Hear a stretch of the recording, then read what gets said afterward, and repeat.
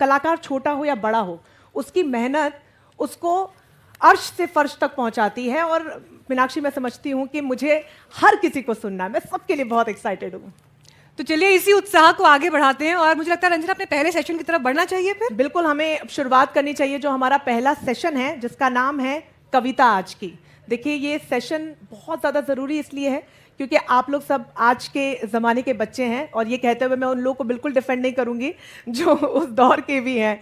तो कविता आज की में मनमीत सोनी को हम मंच पर बुलाएं, लेकिन उससे पहले कुछ चीज़ें आप सभी का जानना देखिए बहुत ज़्यादा ज़रूरी है कि कविता सिर्फ शब्दों का गुच्छा नहीं होती है, वो तो अपने समय की धड़कनों को सुनने और उन्हें आवाज़ देने की कला होती है।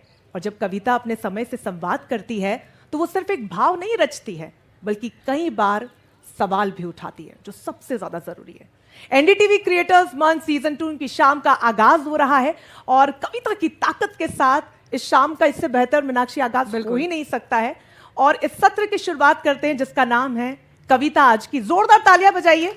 हम सुनेंगे हिंदी के उभरते और चर्चित कवि मनमीत सोनी को, जो अपनी कविताओं में बात करते हैं आज की, आज के समय की, आज के समय की बेचैनी की, साहस की, कवि की सुंदरता की। जोरदार तालियां के साथ स्वागत हो। बहुत स्वागत है आपका सोनी का। और मंच को अब आपके हवाले करके जाते हैं। जब हम दर्शकों के बीच बैठेंगे तो आपकी शब्दों की गहराई को लाइव सुनने का आनंद ही कुछ और होगा। बिल्कुल। All the best. एनडीटीवी सुनने वाले, देखने वाले सभी श्रोताओं को, दर्शकों को मनमीत सोनी का नमस्कार, आदाब। कुछ छोटी छोटी कविताएं आपके सामने पेश कर रहा हूं, उम्मीद है कि आपको पसंद आएंगी। पहली कविता देखिए कि तुम्हें फूल देने से पहले, तुम्हें फूल देने से पहले उस फूल को कई बार परखा मैंने। तुम्हें फूल देने से पहले उस फूल को कई बार परखा मैंने, क्योंकि उस फूल को न तुमसे बेहतर होना चाहिए था, न तुमसे कमतर होना चाहिए था। क्योंकि उस फूल को न तुमसे बेहतर होना चाहिए था, न तुमसे कमतर होना चाहिए था। एक कविता देखिए, कविता का शीर्षक है तो लो।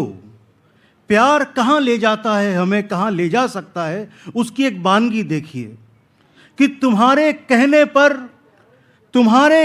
पर मैं पानी तो हो चुका हूं। तुम्हारे कहने पर मैं पानी तो हो चुका हूं। तुम अब भी नहीं मान रही तो लो, मैं भाप हो जाता हूं। तुम्हारे कहने पर मैं पानी तो हो चुका हूं। तुम अब भी नहीं मान रही तो लो, मैं भाप हो जाता हूं। एक कविता देखिए, कविता का शीर्षक है वाटर कूलर। और इसको सुनकर आप कहाँ पहुँचेंगे? वहीं पहुँचेंगे जहाँ मैं आपको पहुँचाऊँगा कि उस दिन कॉलेज के वाटर कूलर पर प्लास्टिक का गिलास नहीं था। सुनो लड़कियों, उस दिन कॉलेज के वाटर कूलर पर प्लास्टिक का गिलास नहीं था और मैंने तुम्हारे जूठे हुए नल को चूम लिया था। और मैंने तुम्हारे जूठे हुए नल को चूम लिया था। आज तक वही पानी कांपता है मेरे कंठ में, छलक भी जाता है आंखों से कभी कभी, छलक भी जाता है आंखों से कभी कभी। एक कविता माँ पर सुनाऊं आपको मैं। कविता का शीर्षक है फुल्का। और इस कविता को सुनकर रसोई घर से आपको रोटी सर्व करने के लिए आती हुई माँ न दिखाई दे तो मुझे कहिएगा। कविता सुनिए आप कि भाप से भरे जिस फुलके को, भाप से भरे जिस फुलके को मैंने 4 बार उछाला।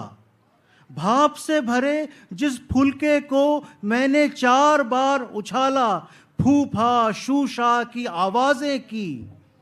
उसी फुलके को माँ रसोई से मेरे कमरे तक अपनी हथेली पे रखकर लाई। उसी फुलके को माँ रसोई से मेरे कमरे तक अपनी हथेली पर रखकर लाई। माँ किस दर्जा पानी है दुनिया की हर आग के खिलाफ। माँ किस दर्जा पानी है दुनिया की हर तरह की आग के खिलाफ। अगली कविता सुनिए। कविता का शीर्षक है महोत्सव। ये कविता मैं विश्व की आधी आबादी के नाम करता हूँ, महिलाओं के नाम करता हूँ। आप सुनिए, शायद आपको पसंद आए।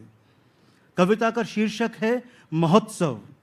कि स्त्रियों, कुछ देर के लिए भूल जाओ कि मैं एक पुरुष हूँ। स्त्रियों, कुछ देर के लिए भूल जाओ कि मैं एक पुरुष हूँ। तुम्हें देखकर मुझे बहुत खुश होने दो।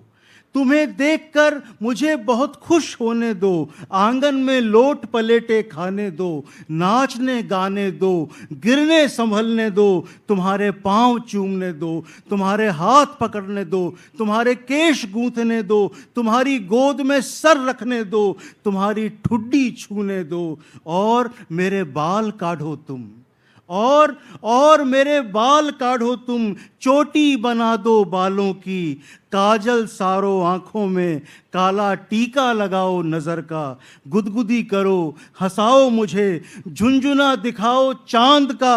अपने ही जैसा तैयार करो मुझे। स्त्रियों, कुछ देर के लिए भूल जाओ कि मैं एक पुरुष हूँ। उनके किए की सजा मुझे तो मत दो, जो नहीं जानते कि तुम्हारा होना ही एक महोत्सव है। ब्रह्मांड का सबसे बड़ा महोत्सव, ब्रह्मांड का सबसे बड़ा महोत्सव। एक कविता मैं आपको सुनाऊं। यहाँ पर आप में से कुछ लोग बिहार की पृष्ठभूमि से भी होंगे। क्या आप लोग हाथ खड़े करके बता सकते हैं कि आप में से बिहार पृष्ठभूमि के लोग कौन कौन हैं? मैं राजस्थान से आता हूँ, राजस्थान में भी चूरू से आता हूँ। सूखा इलाका है, पानी कम है। मैंने आपके लिए कविता लिखी है, आप इस कविता को अपने साथ ले जाइए। कविता का शीर्षक है मैं एक राजस्थानी और तुम्हारा छठ पर्व। मैं एक राजस्थानी और तुम्हारा छठ पर्व। कि मैं जिस दशक में जन्मा, ठीक उसी दशक में त्योहार और मातम बाजार की भेंट चढ़ने लगे थे। मैं जब बड़ा हो रहा था तो स्कूलों में डिजिटल एनसाइक्लोपीडिया बंट रहे थे और जीमेल, याहू और कुट पर आना पुस्तकालय में खाता खोलने से ज्यादा जरूरी था। फिर ये फेसबुक आया। मैं जुड़ा पूर्वांचल के कुछ लोगों से और तीज, गणगौर, होली, दिवाली में एक छठ पर्व भी जुड़ गया। बरसों से छठ पर बधाई ही देता रहा मैं। बरसों से छठ पर बधाई ही देता रहा मैं। और सिंदूर, अर्घ्य, ठेकुआ से आगे नहीं बढ़ा।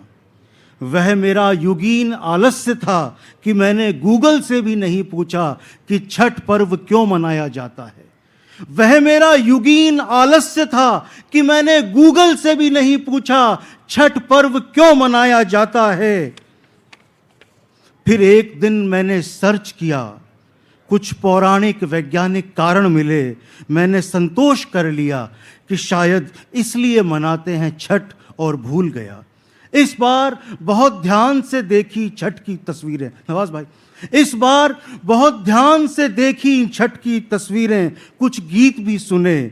सूर्य को मिट्टी के धोरे पर खड़े होकर उगते और डूबते देखा। मैं बिहारी नहीं हूँ, लेकिन सूरज से मैंने बिहारी में बात की। मैं बिहारी नहीं हूँ, लेकिन सूरज से मैंने बिहारी में बात की। पूर्वांचल की कई भाषाएं किरण किरण बंटकर मेरे भीतर उतर रही थीं। जल जो सबका है, जल जो सबका है और उसकी प्यास जो आपसे ज्यादा हमारी है, उसमें कमर तक डूबकर अर्घ्य देने का सौभाग्य हमारे यहाँ पर नहीं है। फिर भी मैं छत पर गया, प्लास्टिक की टंकी का ढक्कन खोला और मन ही मन उसमें कमर तक डूबकर घंटों खड़ा रहा, धूजता रहा। कुछ फेमिनिस्टों को ये कहते भी सुना कि नाक से माथे तक सिंदूर का क्या मतलब। सच पूछिए तो मुझे भी अजीब लगता है, सच पूछिए तो मुझे भी अजीब लगता है, लेकिन सिंदूर कोई इतनी बुरी चीज भी नहीं है। इसकी लपक खींच देती है धरती से आकाश तक एक सूर्य पथ। इसकी लपक खींच देती है धरती से सूर्य तक एक आकाश पथ, एक सूर्य पथ जिसकी रक्षा के लिए मेरी माँ भूख से उलझ सकती है और अपने बच्चों के लिए सुबह शाम खाना बनाने से लेकर 12 घंटों की नौकरी तक कर सकती है। होती रहेगी परंपराओं में कुछ काट छांट, मूल रहना चाहिए सुरक्षित, और मूल के लिए हमारे पास तर्क हैं जो मशीनी नहीं। तर्काधिपतियों को नहीं पता कि वे जिस भीड़ को कोस रहे हैं उसी भीड़ ने सोख रखा है उनका पहाड़ से भारी निजी अवसाद। मैं इस भीड़ की अनुपस्थिति में रेलों से कटकर, पंखों से लटककर, दीवार से सर भिड़ाकर, कीटनाशक पीकर मर जाने वाले हजारों युवाओं को देख सकता हूं। जब भी तुम्हें छठ मनाते हुए देखता हूं, जब भी तुम्हें छठ मनाते हुए देखता हूं, मेरे पूरब के मित्रों, इस महादेश के पश्चिम में बैठा हुआ मैं तुम्हारे अभिनंदन में उछालता हूं रेत ही रेत, रेत जो हमारा सोना है। रोआ रोआ कह रहा है जीण माता की जय, सालासर बाबा की जय, और अब छठी मैया की भी जय। रोआ रोआ कह रहा है सालासर बाबा की जय और अब छठी मैया की जय। एक अंतिम कविता आपको सुनाकर मैं आपसे विदा लूँगा। एक कविता लिखी थी मैंने, उस कविता में कुछ शब्द चित्र हैं। मैं राजस्थान से आता हूँ, कोटा फैक्ट्री जैसे एपिसोड्स आपने भी देखे हैं, कोचिंगों की स्थितियाँ आपसे छुपी हुई नहीं है।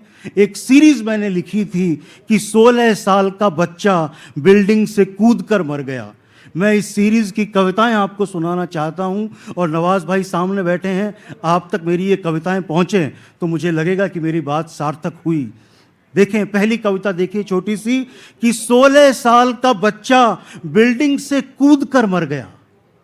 16 साल का बच्चा बिल्डिंग से कूदकर मर गया। दौड़ा दौड़ा आया कोचिंग का डायरेक्टर, सारा स्टाफ इकट्ठा हो गया।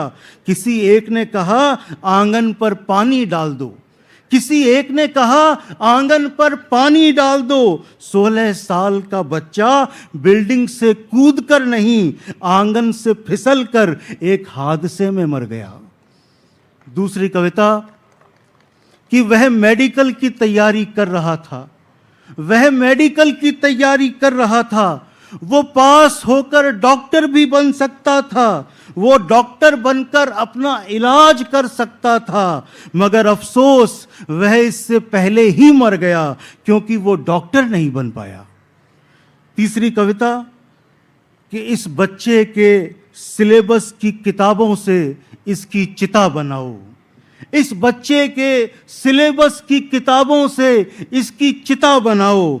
उस कलम से आग दो जिससे उसने आखिरी बार टेस्ट पेपर लिखा, उस टीचर से करवाओ पूजा पाठ जिसके शब्द अब भी शव के कानों में गूंज रहे हैं।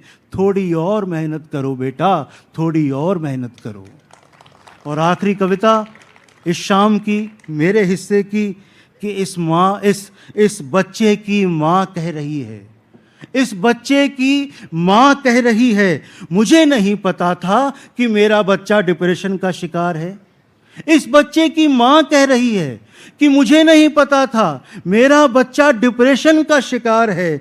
बचपन में सांस की एक हल्की घरघराहट से जिसने डॉक्टर से पहले पकड़ लिया था कि उसके बच्चे को निमोनिया हो गया है, ऐसी माँ को ऐसी बकवास करते हुए शर्म आनी चाहिए। शुक्रिया दोस्तों, बहुत बहुत शुक्रिया।